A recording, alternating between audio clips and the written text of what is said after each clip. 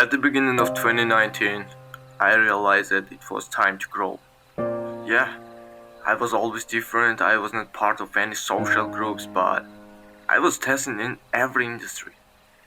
But at the beginning of this year, I realized that I failed. That was what I was saying. Just remember that positive mind is key.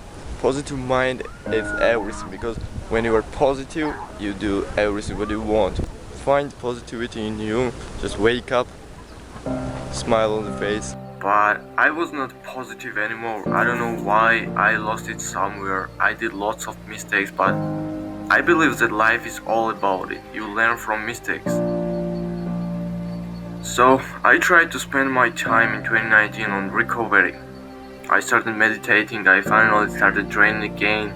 I started journaling, started my social media marketing agency and consulting company.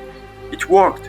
These things helped me a lot, but I'm not still at the stage where I want to be spiritually and mentally. Now, I could give you a list of excuses of 2019 that I was depressed, that I fall in love, I was sick, but quite honestly, the only reason that I failed was because I lost sight of what I wanted. I was working and trying and so hard in 2019, but in the bottom of my heart, I was ignoring my goals and coming up with more excuses. Am I successful? Not yet. Success is different for everyone. For me, it's big dreams, hard work, making mistakes, learning from them, trying again, and reaching the level where you feel proud of yourself. Does it mean that 2019 was failure? No. It means that half of my goals in 2019 failed. But it was preparation, my emotionally, mentally, physically for next year. 2019 was not a failure. It was different. I built my company, I got depressed, I discovered that I could fall in love, I started making money without 9 to 5 job, got my heart broken, started growing my persona. At the end, I lost myself. But I found and proud myself that I am different.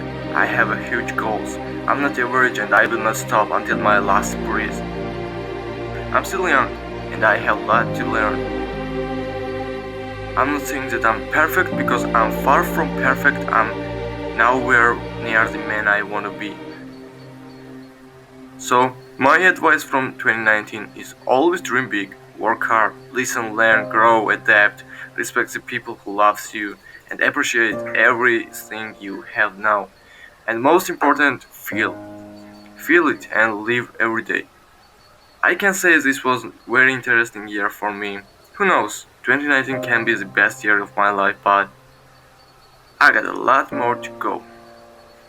Peace.